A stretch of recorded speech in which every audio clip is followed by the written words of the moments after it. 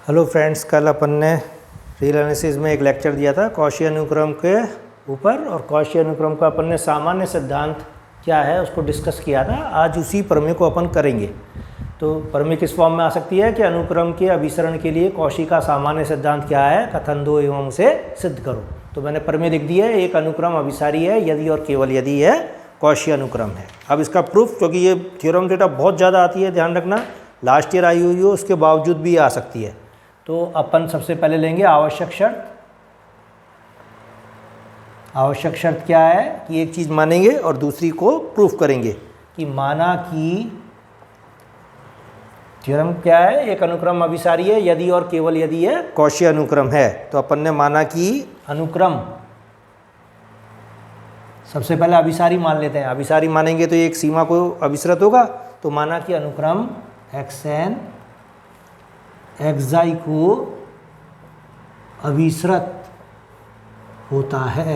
माना कि अनुक्रम xn xi को अभिसरित होता है। सबसे पहले अपन ने क्या लिख दिया कि माना कि अनुक्रम xn xi को अभिसरित होता है, तब न्यून एप्सिलॉन ग्रेटर देन 0, तब न्यून एप्सिलॉन ग्रेटर देन 0 के संगत n0 बिलोंग टू n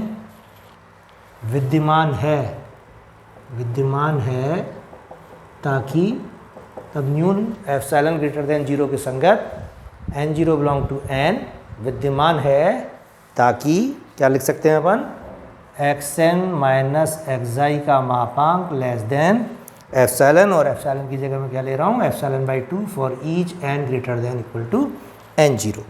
ठीक है। अब इसी को अपन क्या लिख सकते हैं वापस कि n की जगह मैंने n प्लस p कर दिया।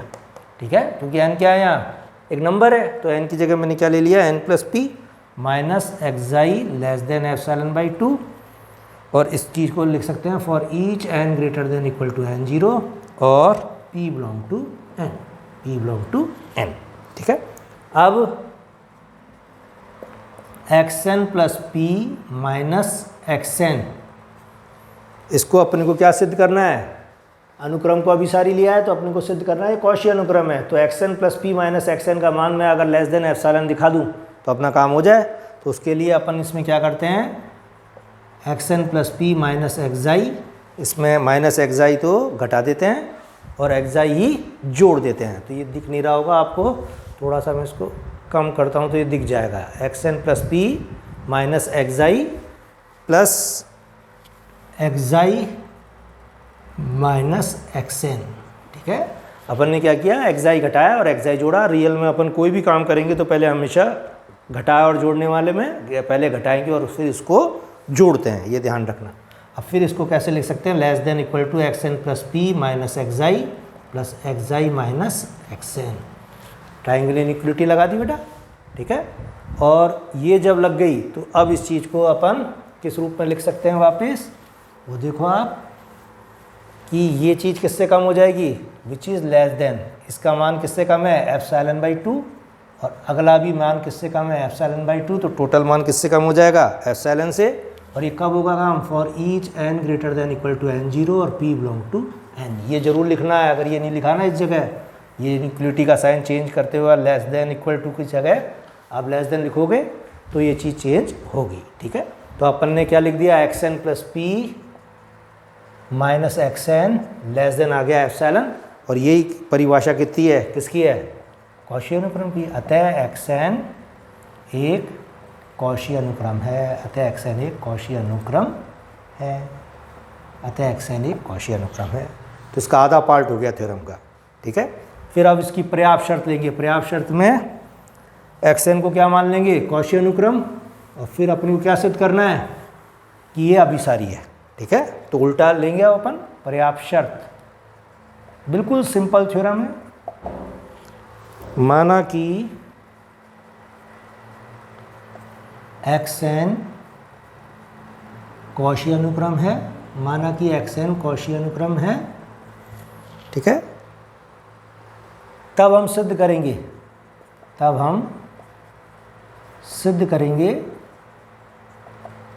कि यह अभिसारी है। तो तो कल मैंने लेक्चर के लास्ट में आपको 3 थ्योरम बताई थी, तो उसमें से आप पहली थ्योरम यहाँ प्रूव कर दोगे। माना कि एक्स एन कौशी अनुक्रम है, तब हम सिद्ध करेंगे कि यह अभिसारी है। फिर आप लिखो चूंकि एक्स एन कौशी अनुक्रम है, अतः यह परिबद्ध होगा। अतः यह परिबद्ध होगा। अतः यह परिबद्ध होगा, क्योंकि एक्स एन कौशी अनुक्रम है, अतः यह परिबद्ध होगा। आप चाहो तो इस थ्योरम को सिद्ध करो, नहीं तो आप छोड़ भी सकते हो, ठीक है। वैसे ही बस लिख दो स्टेटमेंट। और जब अनुक्रम परिबद्ध होता है तो उसका प्रत्येक एक अभिसारी उपानुक्रम प्राप्त होता है। तो आप क्या लिखोगे, चूंकि प्रत्येक परिबद्ध अनुक्रम का एक अभिसारी उपानुक्रम होता है। क्योंकि प्रत्येक परिबद्ध अनुक्रम का एक अभिसारी उपानुक्रम होता है, अतः एक्स एन का एक्स वी के अभिसारी उपानुक्रम होगा।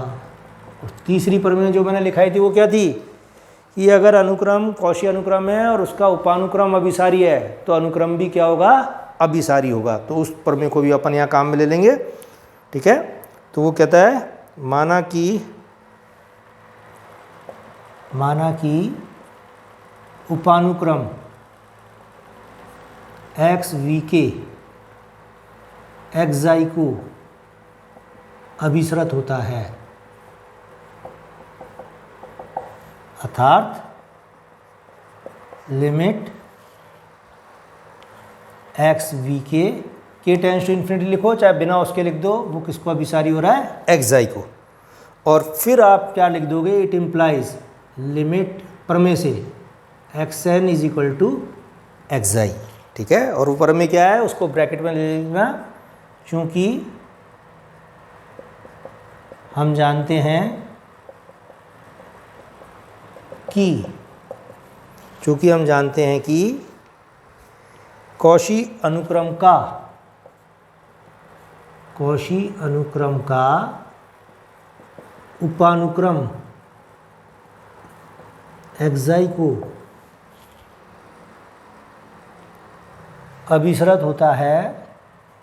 अभिसृत होता है।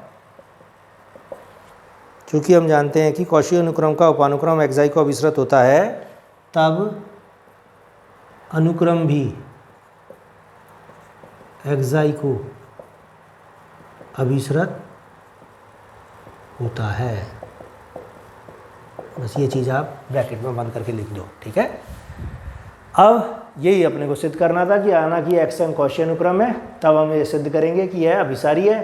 तो मैंने क्या लिया, माना एक्स एन कौशी अनुक्रम है, अतः यह परिबद्ध होगा। प्रत्येक परिबद्ध अनुक्रम का एक अभिसारी उपानुक्रम होता है, और अभिसारी उपानुक्रम हर हालत में क्या होगा, एक्साई को यदि अभिसृत कर रहा है तो अनुक्रम भी एक्साई को अभिसृत करेगा। तो यही अपने को सिद्ध यहाँ करना था बेटा, और यही थ्योरम थी अपने, अतः एक्स एन अभिसारी है। लास्ट में लिख देना, अतः एक्स एन अभिसारी है, अतः एक्स एन अभिसारी है, अतः एक्स एन अभिसारी है। तो इस तरह की जो थ्योरम है बहुत सिंपल होती है, और वो हर हालत में आपको क्या है करनी है, ये ध्यान रखो, ठीक है। और किताब में बिल्कुल सही है, आप इससे समझ लो मेरे वीडियो से, और बाकी नोट्स फॉर्म में आप किताब से ही इसको बना लो, ठीक है। अब इस पे कुछ क्वेश्चन है, जैसे एक क्वेश्चन है कि कौशी के अभिसरण के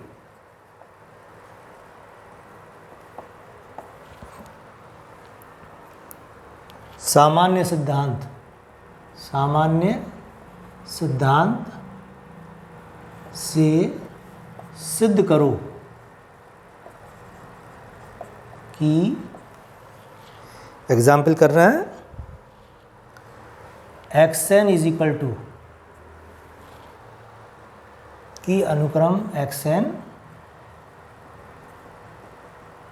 जहाँ एक्स एन बराबर क्या है 1 plus half plus 1/3 plus dot 1/n अभिसारी नहीं है, अभिसारी नहीं है। तो ये क्वेश्चन बहुत मोस्ट क्वेश्चन है, जैसे पहला क्वेश्चन है ये एग्जाम्पल में, और इसी तरह से एक दूसरा क्वेश्चन है एग्जाम्पल में। तो उन दोनों क्वेश्चनों को आपको अच्छी तरह से करना है, ध्यान रखना। तो सबसे पहले अपन लिखो, दिया है x n is equal to, ये लिख दिया अपन ने।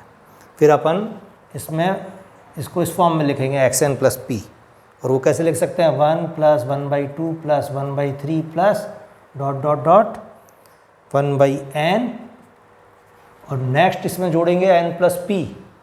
तो n में प्लस पी जोड़ा तो वो यहाँ आ रहा है, देखो प्लस 1/n प्लस पी, लेकिन रास्ते में भी तो पद हैं, तो इसके बाद अपन क्या लिखेंगे 1/n प्लस 1 n प्लस 2, ये थोड़ी सी स्टेप इसमें बेकार है तो ये ध्यान रखना, प्लस डॉट डॉट डॉट ऐसे करके लिख दिया।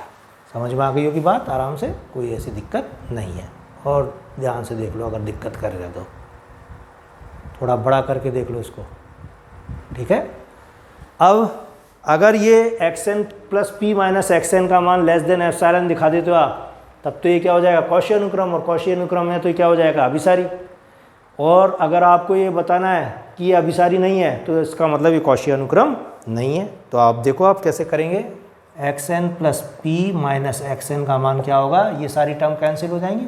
तो क्या लिख सकते हो अब आप 1/n plus 1 plus 1/n plus 2 dot dot dot 1/n plus P, ठीक है। और अब आप इसके मापांक ले लो, मापांक का अंतर, ठीक है। अब इस चीज़ को क्या लिख सकते हैं, यदि हम p बराबर n लें, जो ये कह रहा है वो लेते जाओ, तब क्या लिख सकते हो आप 1/, लिखेगा नहीं, आगे ऊपर करता हूँ, इसमें p बराबर n लिख दो तो क्या चीज़ आ जाएगी आपके पास, ये जो एक्सप्रेशन है 1/n plus 1 plus n plus 2 और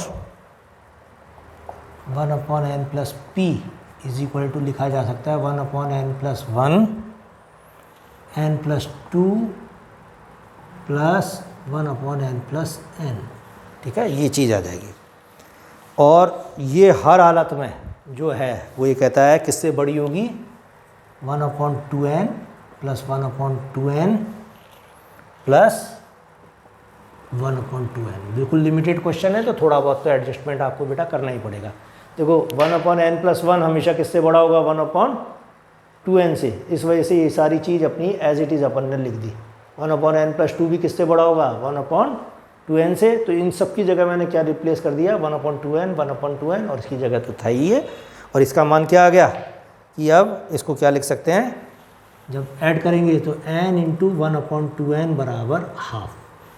तो इसका मतलब आपने क्या लिखा, it implies xn plus p minus xn क्या आ गया ग्रेटर देन हाफ, ठीक है, जब p बराबर n for each n belong to n। यहाँ तक पहुँच गए। अब आपको एक लैंग्वेज लिखनी है कि अगर अनुक्रम xn अभिसारी है तो कौशी के सामान्य सिद्धांत से प्रत्येक अभिसारी अनुक्रम कौशी अनुक्रम होगा, और प्रत्येक एप्सिलॉन ग्रेटर देन 0 के लिए xn plus p minus xn का मान जो है लेस देन एप्सिलॉन होगा। तो वो ये कहता है कि इसका मान तो भाई लेस देन एप्सिलॉन आ ही नहीं रहा, इसका मान क्या आ रहा है ग्रेटर देन हाफ आ रहा है, इसलिए ये किसी भी हालत में क्या कौशी अनुक्रम नहीं है। और कौशी अनुक्रम नहीं है तो ये क्या नहीं होगा, अपना अभिसारी अनुक्रम नहीं होगा। तो आप इस चीज़ को बुक से लिख लेना।